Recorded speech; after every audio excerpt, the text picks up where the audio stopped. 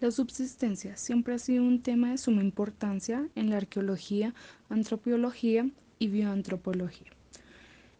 Más tarde, esta se dio para ser la clave en las opciones de recursos y el nivel de consumo de alimentos.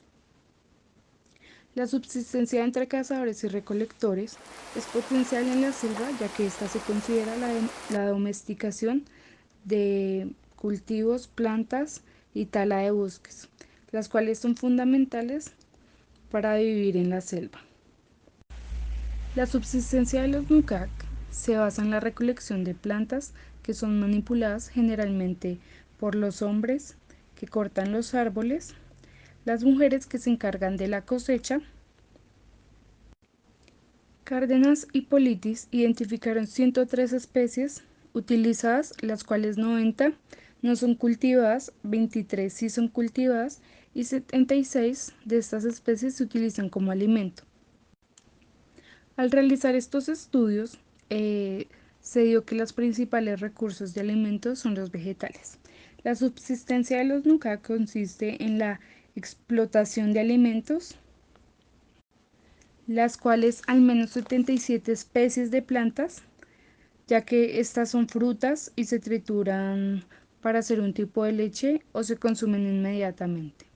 Los Nuca consumían estos frutos gracias a la riqueza de sus vitaminas y el valor nutritivo que éstas poseían.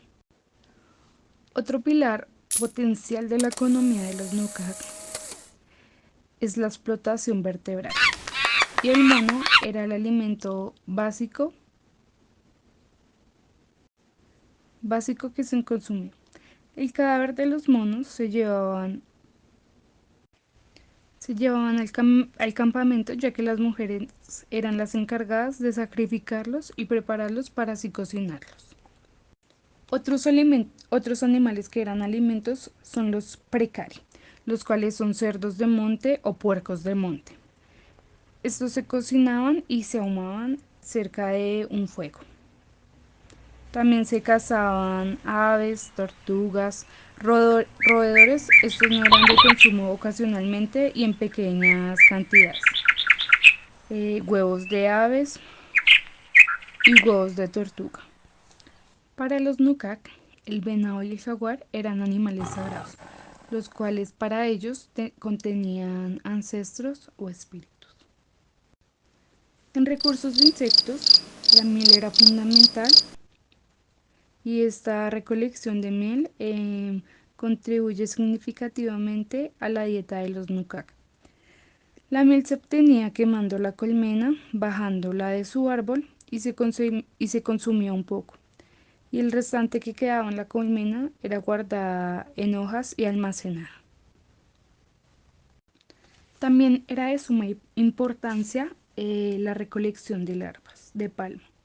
En temporada de lluvia, la cual era de julio a septiembre, estas eran recolectadas en gran cantidad, mientras que en estación seca esta cantidad disminuía. Respecto a la pesca, esta era una actividad muy productiva durante la estación seca. En la temporada de lluvia se usaban trampas y anzuelos. Otra técnica de ellos, de caza, era envenenar el agua. Ese proceso se llevaba a cabo en las desembocaduras de los ríos, el cual consistía en envenenar el agua, así los peces salían flotando. Esta actividad se hacía en estación seca. La técnica de cocción de los nukak era que ahumaban el pescado en parrillas triangulares y esta técnica de cocción se difiere al consumo ya que se mantiene varios días sin su éster, ya que como esta actividad se hacía casi a diario, su consumo también era casi a diario. Los cangrejos de agua dulce se consumían muy ocasionalmente. Estos se recolectaban en los meses secos y también eran recolectados los batracios, que son una especie que van comprendida por ranas o sapos. En cuanto a los cultivos, se hacían en bosques y sus principales campos eran tres. El primero consistía en palmas de durazno que eran espacios abiertos. El segundo campo era la chagra, que suele ser dentro de la selva tropical. Y el tercer tipo de campo es un gran área de tala y quema. Para los Nukak, los árboles son muy significativos, ya que su ideología era que eran ancestrales o espirituales. Y si se consumía un poco, los árboles sacaban gran cantidad de frutos. Si estos ancestros hacían una gran cantidad de número, tendrían abundantes frutos, pero por el contrario, estos eran de mala calidad o cantidad, la cosecha sería mala. El proceso de construcción del campamento era una capa herbácea, arbustos, árboles pequeños, sean medianos, pero que sean talados, y estos eran removidos. Se dejaban la gran mayoría de árboles medianos y todos los árboles grandes, de modo de que el área del campamento estuviera cubierta por un dosel del árbol. Cuando los campamentos eran abandonados, se dejaba una capa para que el sol entrara, los rayos del sol entraran y este se convirtiera en una selva. Cuando estos campos eran abandonados, había gran presencia en los campamentos como plantas de palmas bursácea y morácea, los cuales eran transportados a los nuevos campamentos y pasaban por un proceso de transformación, la cual no comprometía la semilla, y en otros casos el platanillo, el cual su procesamiento destruía las semillas y la germinación registrada ya era muy baja.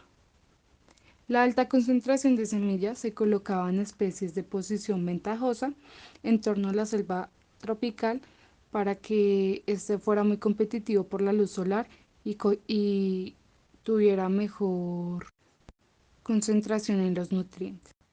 Gracias a todas las técnicas de cultivo que tenían los Nukak, se producían varios alimentos que eran derivados. La conceptualización de esta explotación que ellos tenían constantemente del medio ambiente estaba enmarcada en la cosmología Nukak, resultando un mapa del territorio donde los lugares eran más privilegiados o otros más prohibidos. El chontaduro coincide con estudios botánicos que indican que esta fruta fue domesticada en el noroeste amazónico, donde se encuentran especies más grandes y evolucionadas. Los Nukak son un grupo de cazadores y recolectores que recolectaban, manipulaban y cultivaban plantas, la caza de animales, con el fin de tener una alta productividad en niveles nutricionales. Este se articula con la hortícola tradicional, que es la subsistencia. El chontaduro y el chile tienen un gran significado para ellos, el cual se consolida en metáforas con ejes del pasado y del presente, relacionándolas con una sincronía social.